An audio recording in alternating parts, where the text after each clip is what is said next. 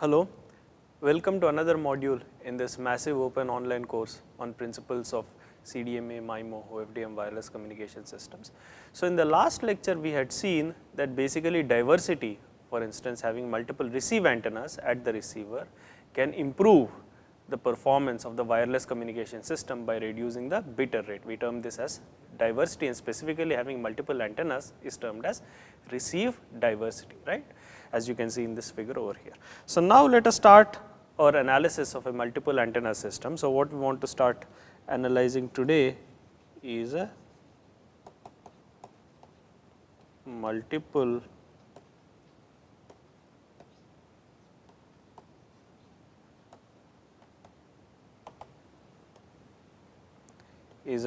antenna system. And what I would like to consider, a transmitter as we had seen before and a receiver.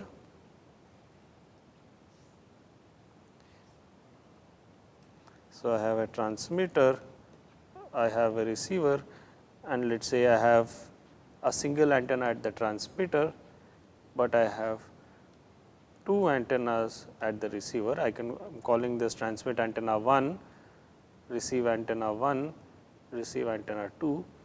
Let the fading coefficient between the transmit antenna 1 and receive antenna 1 be denoted by H1. The fading coefficient between transmit antenna 1 and receive antenna 2 is denoted by H2. So, H1 equals, H1 is the fading coefficient between T1 comma R1, transmit antenna 1, receive antenna 1. H2 is the fading coefficient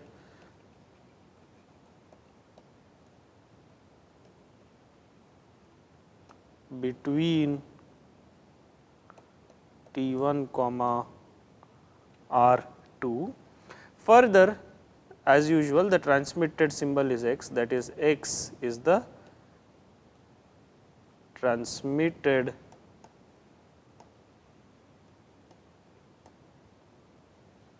symbol.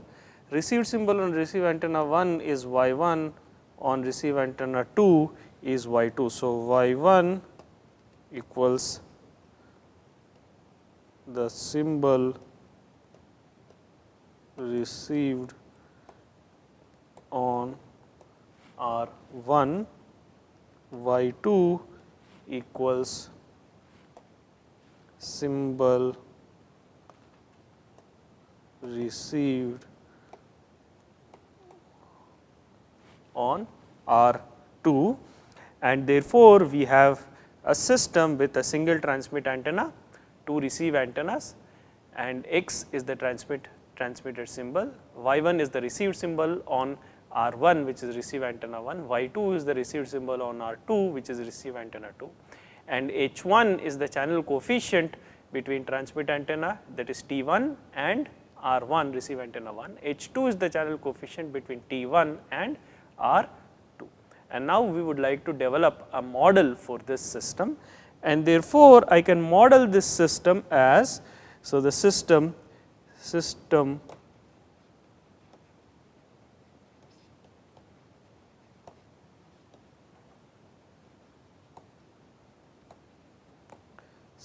can be modeled as Y1 equals H1x plus N1, Y2 equals H2x plus N2, where N1 and N2, so N1 is the noise at receive antenna 1, noise at R1, N2 is noise at R2, receive antenna 2.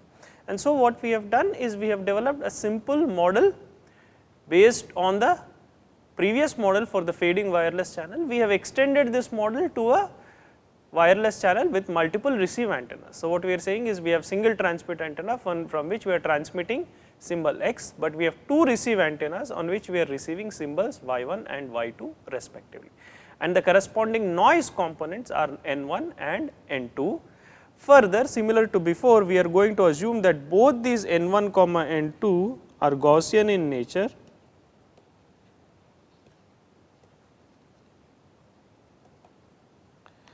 and these are noise power, each has 0 mean, both of these are 0 mean. Further, each has power or variance sigma square. That is, if I look at expected value of magnitude N1 square equals expected value of magnitude N2 square equals sigma square. That is, each of these noise components has power sigma square.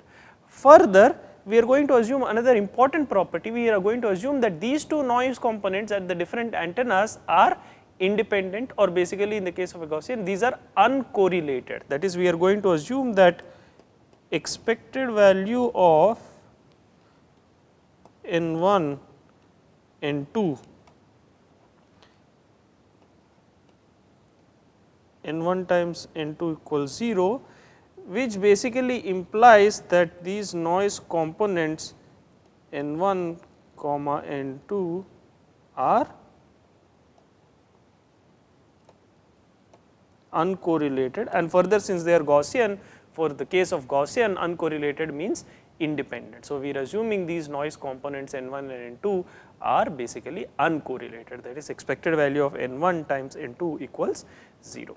Further, just to simplify our derivation or life a little bit initially, what we are going to assume is that we are going to assume that this system, everything is real, that is, the channel coefficients H1 and H2 are real, although these channel coefficients in reality, in practice, these are Rayleigh faded channel coefficients. These are contain the in phase and quadrature components, as we had seen before, that is x plus jy. But temporarily for this part, we are going to assume that these H1 and H2, these channel coefficients H1 and H2 are real quantities.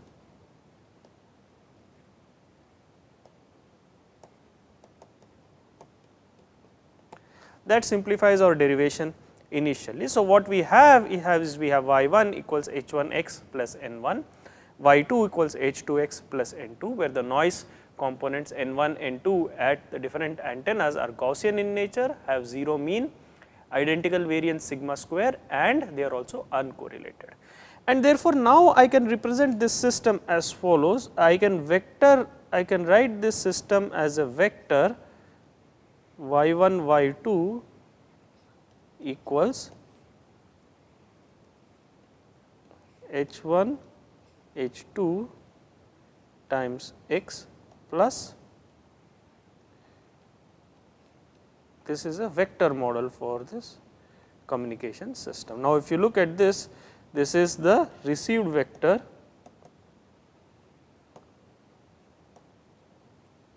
which can be denoted by y bar. This is the channel vector, which consists of fading coefficients h1 comma h2. So, this can be denoted by h bar, and this is the noise vector, which can be denoted by n bar. Therefore, I can represent this system as y bar equals h bar x plus n bar. This is the vector model for this communication system, with two receive antennas, right. So, at the receiver we have two receive antennas, and what we have done is we have developed a vector model for this communication system with two receive antennas. And now we have to process these received signals at the receiver. So, we have to process the signals at the receiver. What we are going to do is basically I have two received symbols. So, we have two received symbols,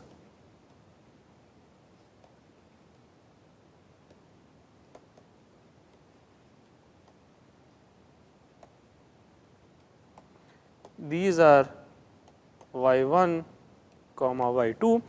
At the receiver we are going to combine them. So, we are going to combine these two symbols.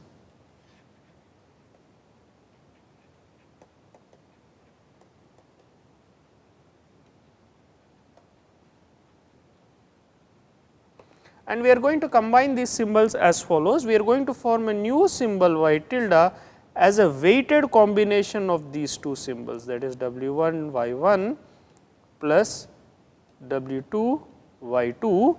So, these W1 W2, these are our combining weights, these W1 W2, these are the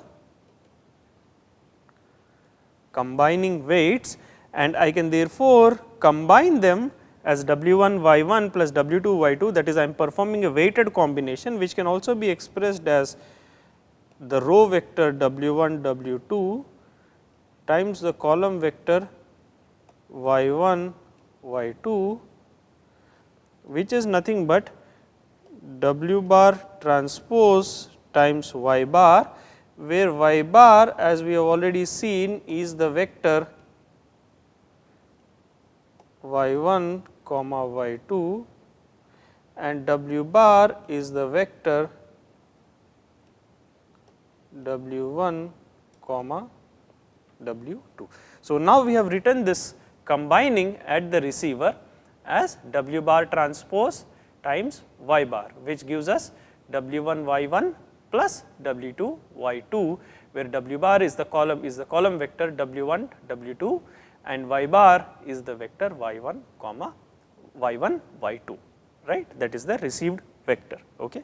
And now, as we have seen previously, we have y bar equals h bar x plus n bar. So, I can substitute this in our system model here. So, I have y tilde equals W bar transpose y bar, but y bar equals h bar x plus n bar. So, this is W bar transpose h bar x plus n bar, which is W bar transpose h bar times x plus W bar transpose n bar.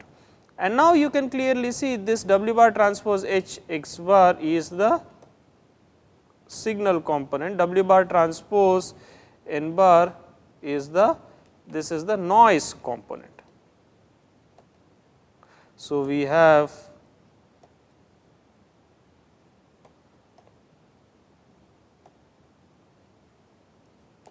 for this signal, we have the signal component and the noise component, and therefore, the SNR for this, the signal to noise power ratio, is the power of the signal component, that is magnitude of W bar transpose h bar whole square times p divided by the noise component, that is the expected value of magnitude of W bar transpose n bar whole square. So, we have the signal to noise power ratio, which is the power of the signal component, but the signal component is W bar transpose h bar, magnitude square of that times the power of the transmitted signal, that is x, which is p.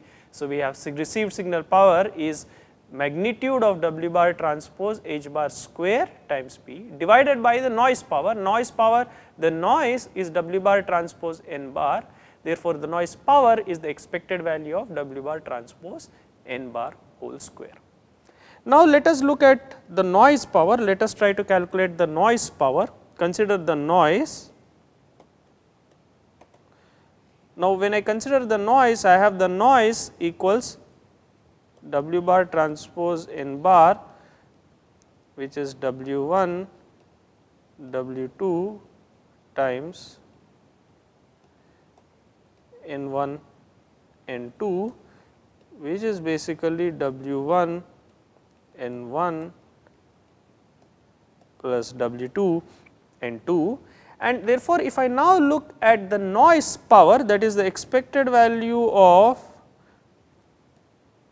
W1 N1 plus W2 N2 whole square, which is equal to expected value of W1 square N1 square plus W2 square N2 square plus twice W1 W2 N1 N2, And now, if I take the expected value of this is W1 square expected value of N1 square plus W2 square expected value of N2 square plus twice W1 W2 expected value of N1 N2.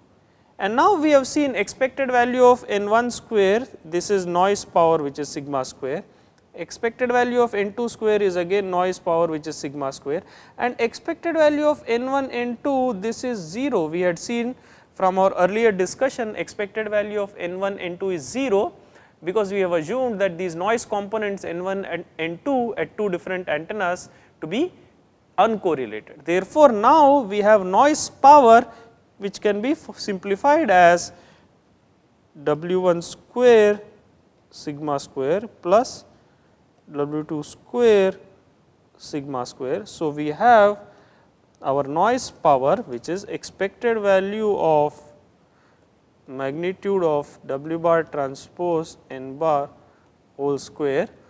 This is our noise power.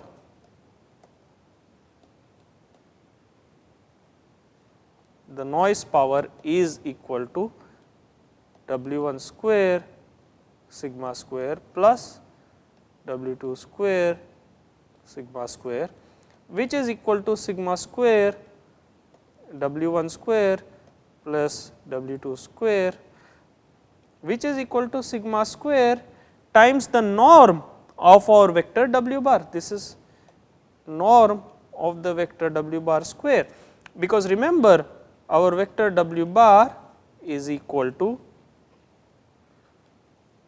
W1 comma W2. Therefore, norm W bar square vector norm square equals W1 square plus W2 square. So, I have the noise power equals sigma square W bar square, and therefore, my SNR, now I can substitute this in my expression for SNR. So, my SNR equals norm of W bar transpose H bar square P divided by sigma square norm W bar square. In fact, I am going to write this again. My SNR therefore can be derived as SNR can be obtained as SNR in this system with two receive antennas is P times W bar transpose H bar square divided by sigma square norm W bar square, and therefore, this is the expression for my SNR, that is P, which is the transmitted power, times W bar magnitude of W bar transpose H bar whole square divided by sigma square times norm W bar square. Now, if you look at this quantity W bar transpose H bar, let us look at this quantity W bar transpose H bar, this is W1 W2 times H1 H2, which is equal to W1 H1 plus W2 H2, which you can clearly see is basically from your knowledge of high school vector calculus, this is W bar dot product of H bar. So, from a high school vector calculus knowledge,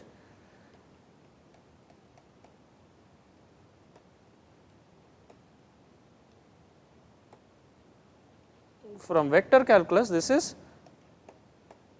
the dot product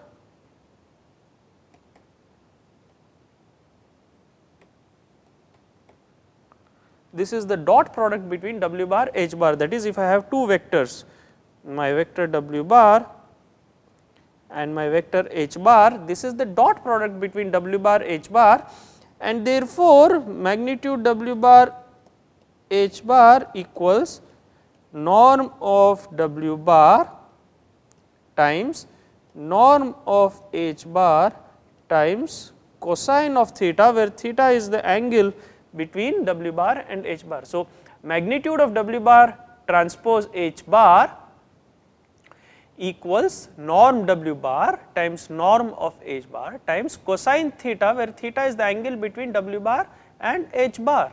This is the property, this is the definition of the dot product. Therefore, if I look at W bar dot H bar whole square, that is equal to norm of W bar square times norm of H bar square times cosine square of theta. And now what I can do, I can substitute this in our expression for SNR. Therefore, our SNR equals P times norm of W bar square times norm of H bar square cosine square theta divided by sigma square times norm of W bar square. This norm of W bar square in the numerator and denominator cancels. So, I have P divided by sigma square times norm of H bar square times cosine square theta, and this is maximum. You can see this is maximum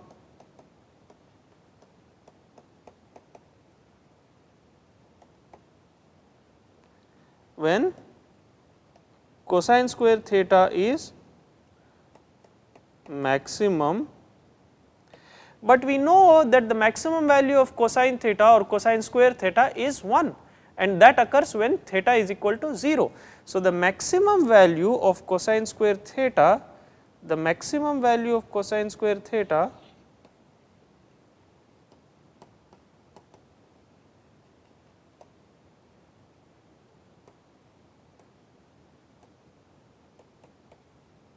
maximum value of cosine square theta is 1 occurs when theta equals 0. That means, if you look at this, what we are saying is the angle theta between W bar and H bar, that has to be 0 for the SNR to be maximized. Therefore, what we are saying is W bar has to point along the direction of the channel vector H bar. So, what we are saying is for SNR to be maximized, our W bar and H bar. So, let us say this is my H bar, this is my W bar. The W bar and H bar have to be along pointing in the same direction, that is W bar has to be proportional to H bar. For SNR to be maximized, W bar has to be along the direction of H bar, or vector W bar has to be proportional to H bar. Therefore, for SNR to be maximized,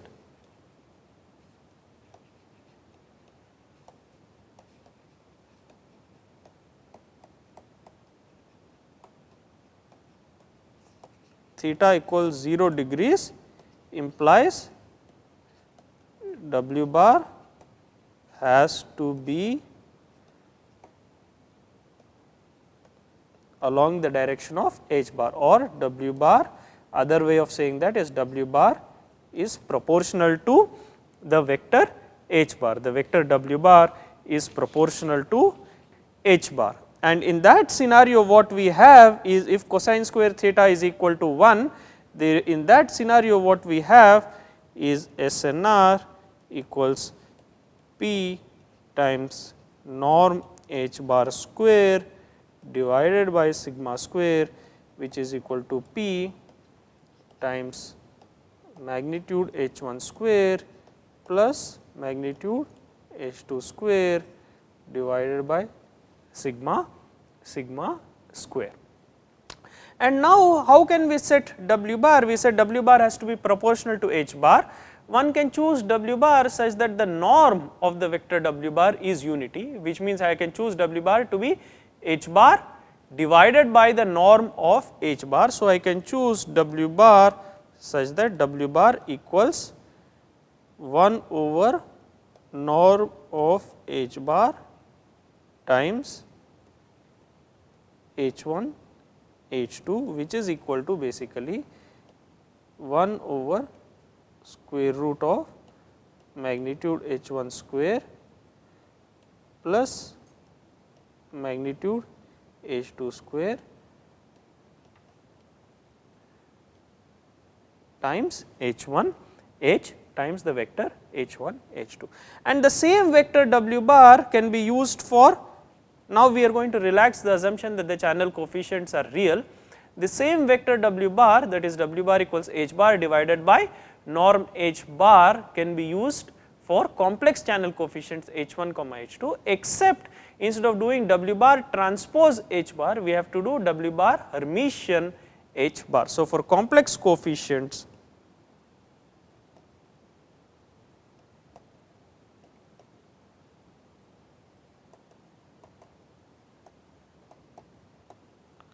use w bar Hermitian y bar at the receiver.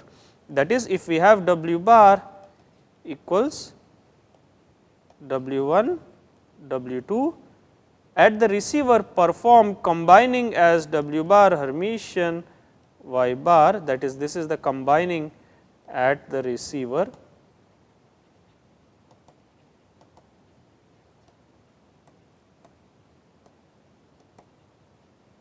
which is equal to w1. Now, you have to take conjugates, because you are taking Hermitian, w1 conjugate, w2 conjugate, y1, y2,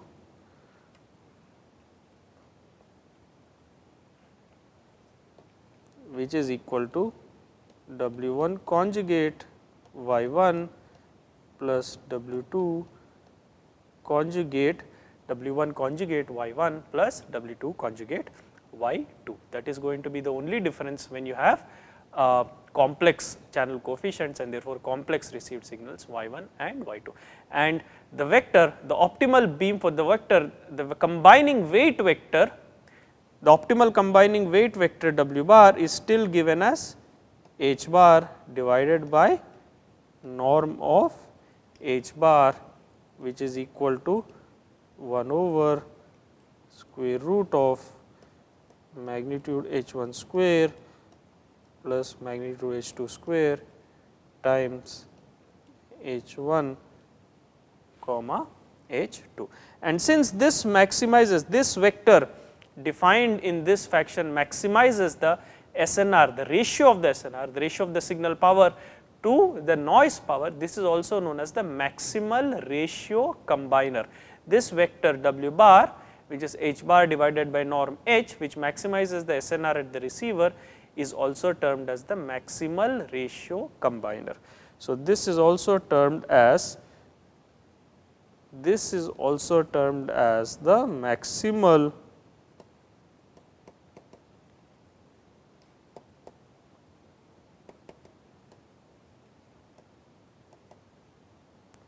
or simply abbreviated as MRC. The maximal ratio combiner, which is abbreviated as the MRC, maximizes the SNR at the receiver in a multiple receive antenna system, and employing the maximal ratio combining, one can therefore maximize the performance of the system, and we are also going to see later how this leads to a reduction of the bit rate in a wireless communication system. So, in this module what we have seen is, we have seen a very important concept, that is, if we have multiple antennas at the receiver, that is receive diversity, when I have two receive antennas, what are the properties of the noise, that is, we have assumed the noise elements at the two antennas to be of equal power and uncorrelated, and in such scenario what is the optimal, how to optimally combine the signals received at the two receive antennas y1 and y2. We have proved and we have rigorously demonstrated that one has to use the maximal ratio combiner, that is the vector h bar, vector w bar is equal to h bar divided by norm h, and performing the optimal combining as w bar Hermitian y bar at the receiver maximizes the signal to noise power ratio at the receiver. All right. So, this is an important concept. We are going to stop here and then continue with this concept, explore this concept further in the subsequent modules. Thank you very much.